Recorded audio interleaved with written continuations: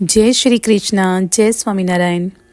शब्दों में ज्ञान चैनल में आज हम बात करते हैं विजया एकादशी की महत्ता के बारे में।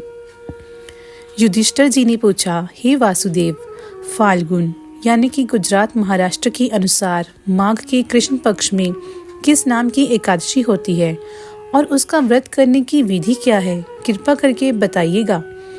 तब भगवान श्री कृष्ण बोले, युधिष्ठिर, एक बार नारद जी ने ब्रह्मा जी से फाल्गुन के कृष्ण पक्ष की विजया एकादशी के व्रत से होने वाले पुण्य के बारे में पूछा था और ब्रह्मा जी ने इस व्रत के बारे में उन्हें जो कथा और विधि बताई मैं तुम्हें सुनाता हूँ, उसे ध्यान से सुनो। ब्रह्मा जी ने कहा, नारद, यह व्रत बहुत ही प्राचीन, पवित्र और पाप नाशक है।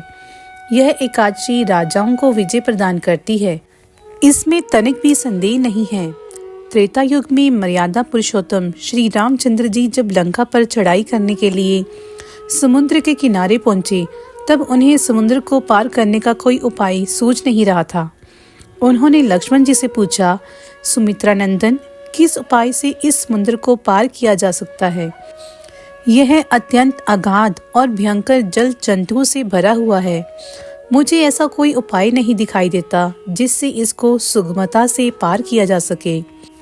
तब लक्ष्मण जी बोले, हे प्रभु, आप ही आदिदेव और पुराण पुरुष पुरुषोत्तम हैं। आपसे क्या छिपा है?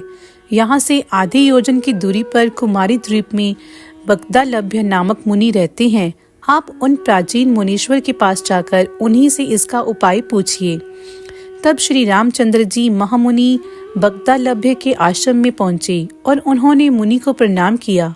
महर्षि ने प्रसन्न होकर श्री राम जी के आगमन का कारण पूछा। तब श्री रामचंद्र जी बोले, ब्राह्मण, मैं लंका पर चढ़ाई करने के उद्देश्य से अपनी सेना सहित यहाँ आया हूँ। हे मुनि, अब जिस प्रकार समुद्र को पार किया जा सके, कृपा करके वह उपाय बताइएगा।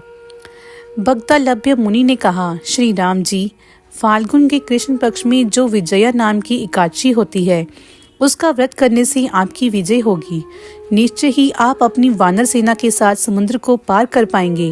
राजन, अब इस व्रत की फलदायक विधि सुनिए। दशमी के दिन सोने, चांदी, तांबे अथवा मिट्टी का एक कलश स्थापित कर उस कलश को जल से भरकर उसमें पल्लव डाल दें।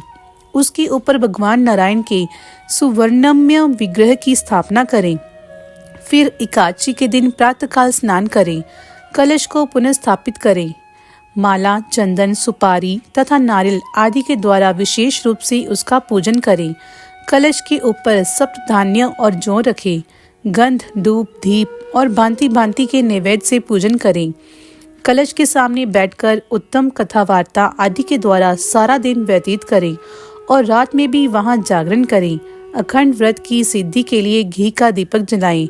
फिर द्वादशी के दिन सूर्योदय होने पर उस कलश को किसी जलाशय के समीप स्थापित करें और उसकी विधिवत पूजा करके देव प्रतिमा सहित उस कलश को वेद वेत्ता ब्राह्मण के लिए दान कर दें। कलश के साथ ही और भी बड़े बड़े दान देने चाहिए। श्री राम, आप अपने सेनापतियों के साथ इस विधि से प्रयत्न पूर्वक विजया एकादशी का व्रत कीजिए। इससे आपकी विजय अवश्य होगी। ब्रह्मा जी कहते हैं, नारद, यह सुनकर श्री रामचंद्र जी ने मुनि के कथा के अनुसार उस समय विजया एकादशी का व्रत किया और उस व्रत के करने से श्री रामचंद्र जी विजयी हुए। उन्होंने संग्राम में रावण को मारा, लंका पर विजय पाई और सीता को प्राप्त किया। बेटा, जो मनुष्य इस विधि से व्रत करते हैं उन्हें इस लोक में विजय प्राप्त होती है और उनका परलोक भी अक्षय बना रहता है। तब भगवान श्री कृष्ण कहते हैं, युधिष्ठिर, इस कारण विजय का व्रत करना चाहिए। इस प्रसंग को पढ़ने और सुनने से वाजपेयी यज्ञ का फल मिलता है।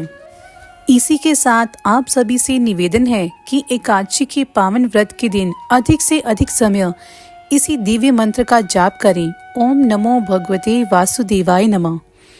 इस मंत्र का स्मरण मन को शुद्ध करता है और विचारों को पवित्र बनाता है और भगवान विष्णु की विशेष कृपा प्रदान करता है। ओम नमो भगवते वासुदेवाय नमः। ओम नमो भगवते वासुदेवाय नमः। ओम नमो भगवते वासुदेवाय नमः। ओम नमो भगवते वासुदेवाय नमः। ओम नमो भगवते वासुदेवाय नमः। ओम नमो भगवते वासुदेवाय नमः। ओम नमो भगवते वासुदेवाय नमः। जय श्री कृष्ण, जय स्वामीनारायण।